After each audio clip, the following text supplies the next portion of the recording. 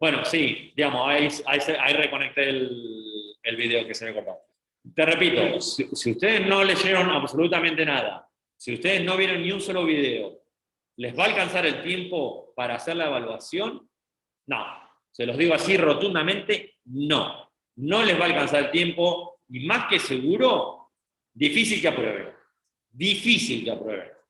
Porque yo el tipo de ejercicio que hago, por el tipo de ejercicio que yo hago, no les va a dar. La probabilidad es bajísima.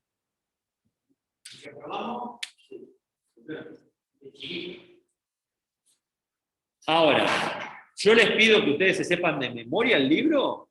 No, tampoco. No tiene el más mínimo sentido.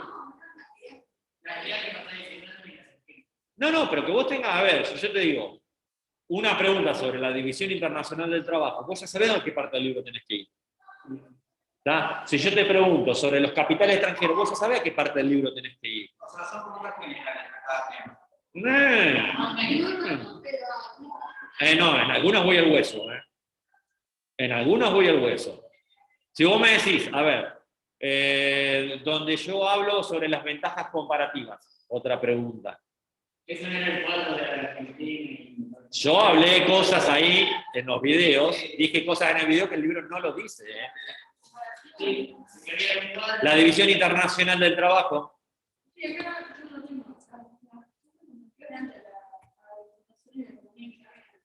Sí, pero la pregunta es, yo en un momento hice una pregunta como por ejemplo, ¿por qué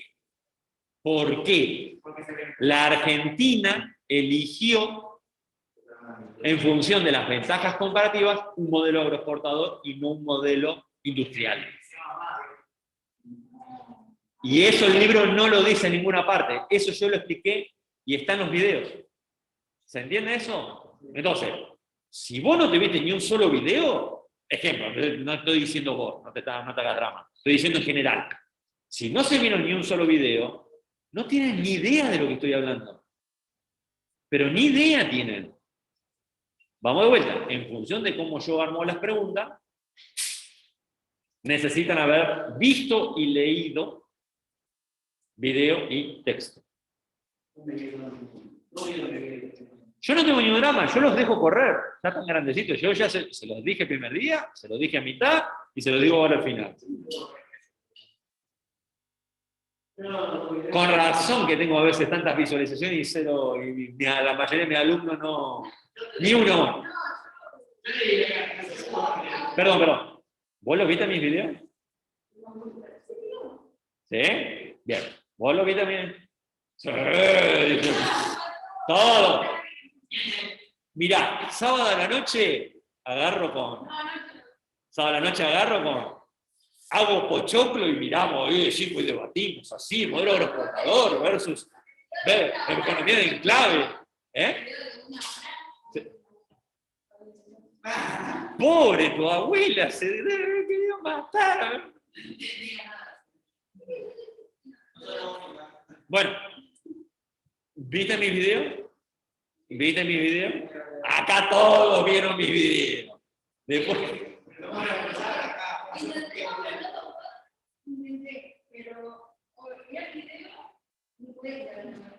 Bueno, no importa.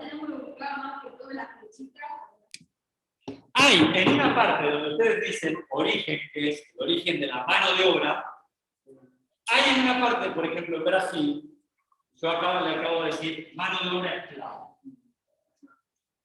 Hay una ciudad en el norte de Brasil, y entonces ya lo expliqué, que se estudia ahí, que se llama Porto Galinas.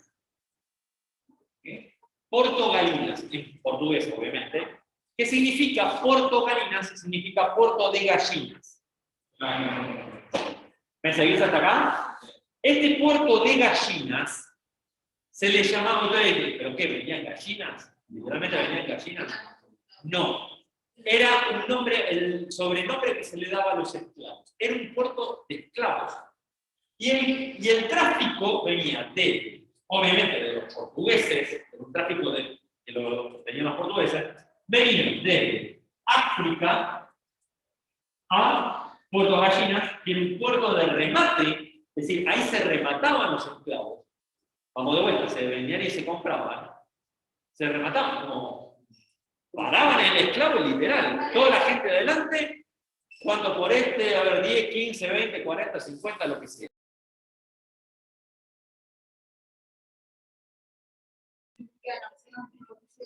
Desde Puerto Barinas se iba a Cuba, a La Habana, y desde La Habana se iba al sur a los estados del sur de los Estados Unidos. Florida, Mississippi, Alabama, Kentucky, etcétera, etcétera. Estos grandes estados ultra esclavistas, racistas en consecuencia. ¿Perdón? Sí, más que revolucionario, la palabra clave sería se sesionaron, es decir, se separaron, o quisieron separarse. Son los que en las películas vemos el ejército vestido de gris, el ejército vestido de azul, bueno, eran los grises. Esos eran los estados del sur, que eran estados esclavistas, ultra esclavistas. ¿Va? ¿Me siguen hasta acá? Bien, entonces, vamos de vuelta. El origen era una mano de obra africana, esclava, ¿está? En el caso de Brasil. Pero eso es para el norte. En el caso del sur de Brasil, es mano de obra y migración europea, alemanes e italianos. En especial alemanes e italianos. ¿Hubo españoles? Más que seguro que hubo españoles, pero no del número significativo. Es una mano de obra asalariada.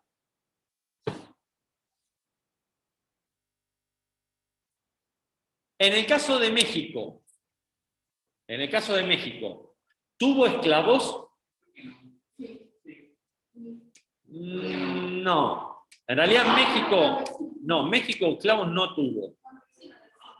Claro, en realidad México lo que tuvo en gran cantidad era mano de obra indígena. Claro, yo te explico. Esto en realidad es tema de segundo, tema tercero, de historia de segundo, más que nada de tercero. Ok, me imagino. Por ley española y posteriormente después por ley mexicana, el indígena a lo largo de toda América no podía ser esclavizado. Es decir, era una persona libre. En consecuencia, si es persona libre, su trabajo tiene que ser pagado. Es decir, es asalariada. Pero una cosa es lo que decía la ley y otra cosa es lo que pasaba en la realidad, en lo cotidiano. En la práctica había como una suerte de trabajo esclavo. De la mano de obra indígena. Es decir, nativo americano. ¿Se entiende esto? Esto pasó a lo largo de todas las colonias españolas. La población nativa americana no era esclava, pero en la práctica era tratada como tal. No, no les pagaban miseria, que no les alcanzaba para vivir, entonces empezaban a endeudarse con sus patrones, y entonces después no podían dejar el trabajo porque les debía plata. Sí. En la práctica se transformaba en una suerte de trabajo esclavo, en una suerte. Pero también es cierto que México recibió migración española. Los españoles migraron también a México, lo mismo que a Cuba. A Cuba también migraron.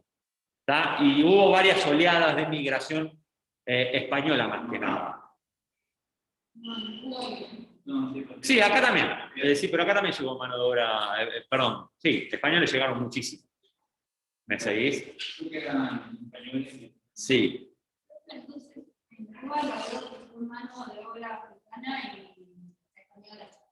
Sí, pero más que nada, Cuba tenía esclavos, ¿eh?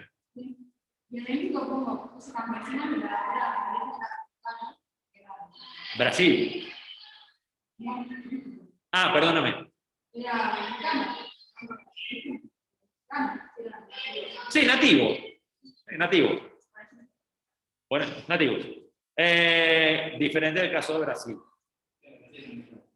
Brasil es una mezcla muy interesante. Dicho sea de paso, yo estuve en las dos regiones de Brasil y es marcada la diferencia, donde abrumadoramente es población negra en la zona sur, en Cordobalinas, abrumadoramente población de origen africano, ¿no? Y en la zona sur es abrumadoramente blanca,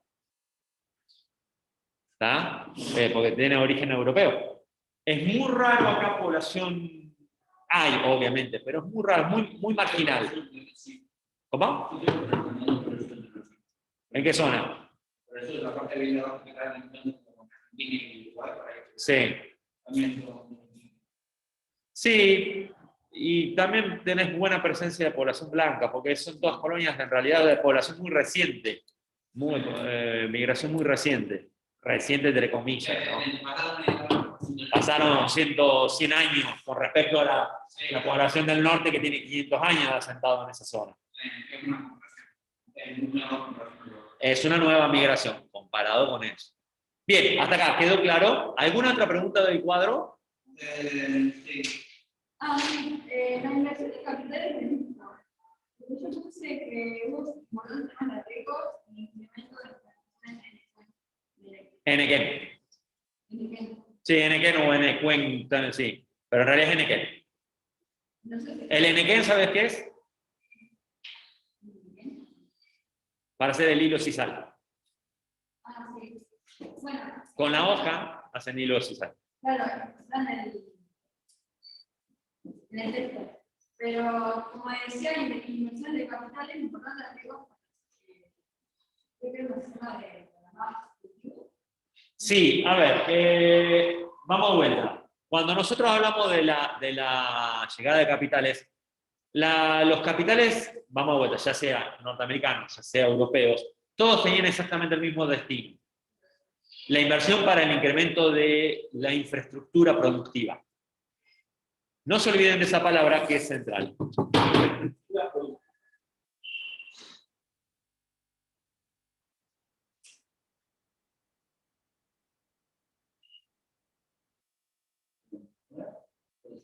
Productiva. A ver, no es que es propiamente dicho, es para la producción de infraestructura. Y nos referimos a, fundamentales, trenes, telégrafos, nos referimos a puertos, puertos, aguas profundas. ¿Me siguen hasta acá? Guarda con estos pequeños detalles porque también yo lo puedo incluir en la evaluación. ¿Perdón? Claro, no te olvides que vos tenés. Vos ves el barco y vos lo ves el barco, ¿no? Que vos lo ves acá. Entonces pareciera que el agua le llegó acá, pero no olvidemos que por debajo el barco también navega. Y esto, que les parezca mentira, es central, que se llama la quilla. ¿Está? La quilla, que es la parte inferior del barco, no puede, si toca el suelo, encalla, no encalla, queda trabado. De hecho, hace unas semanas atrás, el canal de Suez, es lo que separa, digamos, vos tenés acá Egipto, ¿no? El canal, y separa el Mediterráneo del Mar Rojo. ¿Me seguís hasta acá? Entonces, es un comercio entre Europa y lo que es China, Hong Kong, etcétera, Taiwán, etcétera. ¿Está? Es un comercio importante. Entonces, todos los barcos van y vienen por acá, cruzan por acá, un canal hecho artificialmente. Y un barco tuvo la muy mala idea de encallar. Culpó a los vientos, nada. Se frenó el comercio entre todos los vientos. Y encalló justamente porque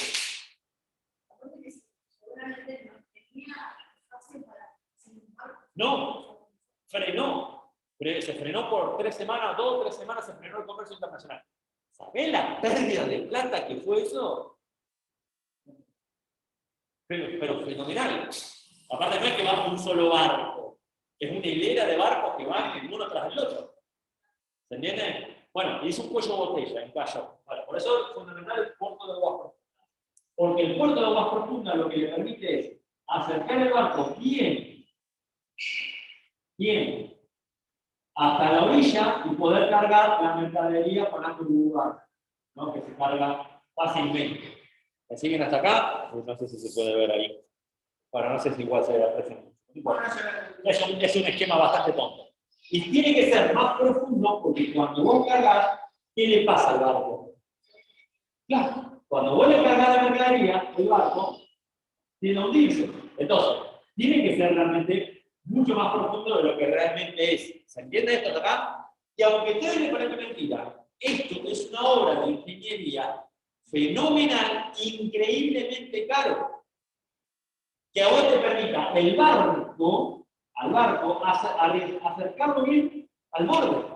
Entonces, la grúa puede cargar fácilmente, rápido y fácil toda la mercadería. ¿Se entiende esto? No solamente cargarlo, también descargarlo. Porque no nos olvidemos de la otra parte que tiene, la descarga. Claro, entonces, esto es central. Y esto no sale 2 mangos con 50. Esto es carísimo. De hecho, hoy nosotros tenemos que actualizar nuestros puertos. ¿Por qué? Y porque los puertos que no tenemos son muy antiguos y los barcos hoy son mucho más grandes. Entonces ya no nos permiten que los barcos grandes puedan entrar a nuestros puertos. ¿Se entiende esto de acá? Bien. No solamente trenes, telégrafos, puertos, bancos, fundamental, los bancos para la inversión, ¿tá? Caminos, que alguien me lo había mencionado, puentes,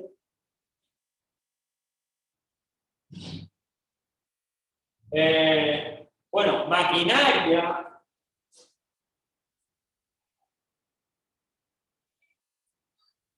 Acá, por ejemplo, llegó la trilladora. ¿Qué era la trilladora? La trilladora era una suerte de tractor a vapor. ¿Se entiende? Entonces, que se le anexaba la máquina para sembrar o la máquina para cosechar. Que aparte era todo precisaba un ejército de personas para operar la trilladora. Pero bueno, llegó maquinaria, es decir, que la producción de a poco, dependiendo de la zona y dependiendo del tipo de producción, se fue tecnificando. ¿Estamos? Bueno, y eso nos salió 2 mangos con 50. Vamos de vuelta. Son maquinarias increíblemente caras para la época, o eran increíblemente caras para la época, etc. ¿Tá? No nos vamos a poner a mencionar literalmente cada una de las cosas, pero en realidad por ahí apuntó la cosa. ¿Qué más? ¿Qué más? ¿Qué más? ¿Qué más? ¿Qué otra cosa más tienen para preguntar?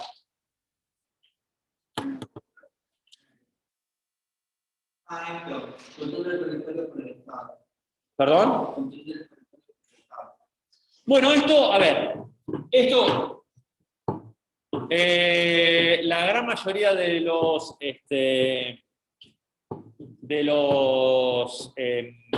¿cómo es? La mayoría no, todos los estados latinoamericanos se dedicaron a delimitar perfectamente el territorio. ¿Ah? Es decir, todos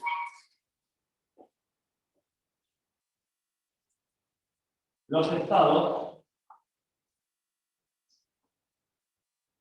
delimitaron el territorio.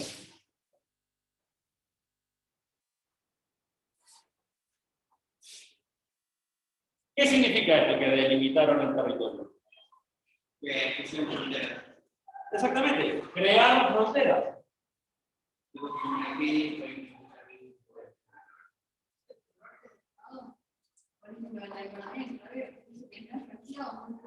Sí. Vamos de a poco, Crearon fronteras. La Argentina trazó su frontera, Brasil trazó su frontera, de lo cual generó chispazo en algunos países, Argentina, Chile, etc. Bien, hasta acá. ¿Me van siguiendo? Bueno, ahora, el tema es el control que tenía ese Estado sobre el territorio dependió de los países, de país en país. ¿Me siguen? La Argentina, ejemplo, se llegaba a controlar gran parte, pero no todo, literalmente, porque el Estado es débil en ese sentido. ¿Me seguís? Porque a eso apuntamos vos.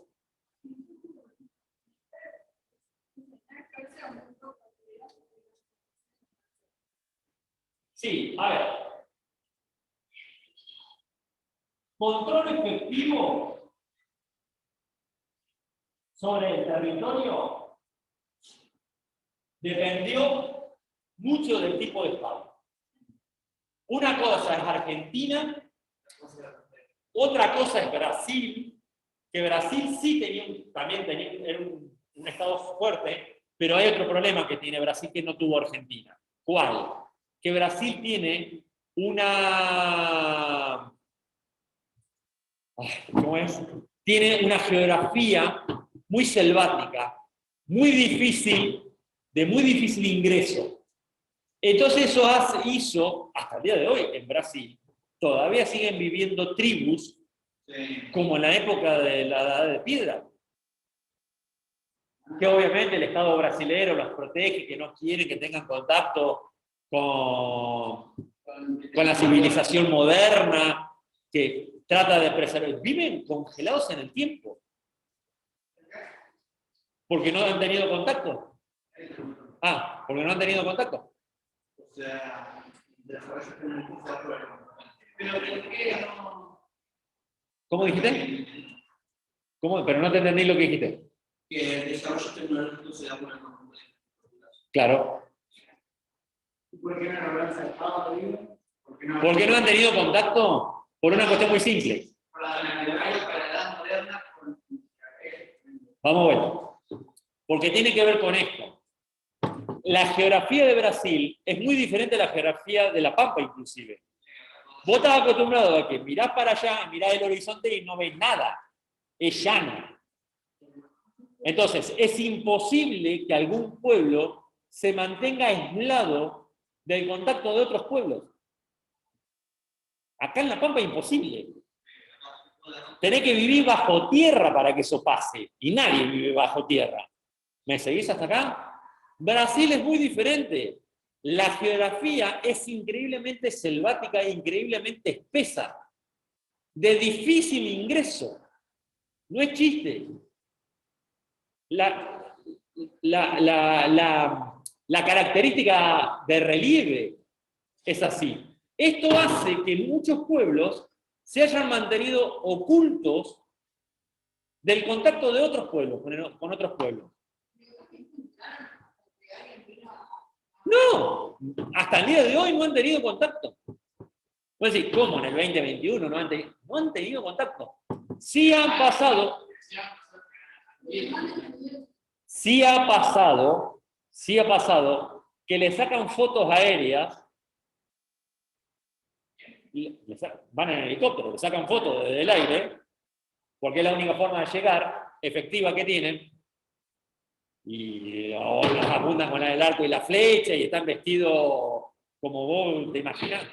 Yo voy a decir, y todavía hay en Brasil. Esto hace a lo que yo trato de señalar, este ejemplo tonto, que no es tan tonto, pero en realidad es colorido. Con este ejemplo colorido, yo lo que trato de señalar es que el control del territorio por parte del Estado brasileño, y hay zonas y zonas. Efectivamente, ahí está la policía, efectivamente está el ejército ahí controlando que todos se comporten y cumplan con la ley. No, es imposible que lo pueda hacer. Es imposible. Imagínate si hoy 2021 no lo puede hacer, imagínate en 1870. ¿Se entiende esto? Es re difícil. Bueno, a ver, Pero vamos de vuelta, no es por una que no quiere el Estado brasilero, es por una condición de su geografía. Es una situación de su geografía. México, no, es otra realidad. México tenía un control relativo sobre su territorio. Y después está el otro estado, como por ejemplo Cuba, Puerto Rico, Honduras, que eran estados muy chicos y muy débiles. No tenían efectivamente la capacidad de controlar el territorio. ¿Se entiende esto? ¿Por qué no tenían? Porque no tienen la cantidad de personal suficiente, no tienen el entrenamiento, no tienen los recursos materiales, no tienen, en definitiva. Acá hay cartas, por ejemplo, que quedaron, cartas archivadas, de los soldados que estuvieron en Victorica y de los que estaban en Hacha, que se quejaban, te estoy hablando de 1880, que se quejaban de que no les alcanzaban las balas. Es decir, ¿cómo que no les alcanzaban? No les alcanzaban las balas, estaban sin balas.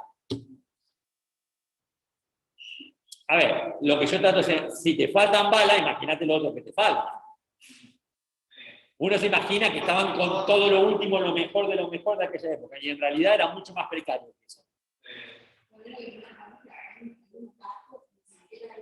No, o si tenían, estaba ya viejo, o estaba... Y las cosas se rompen, lo mismo pasa acá.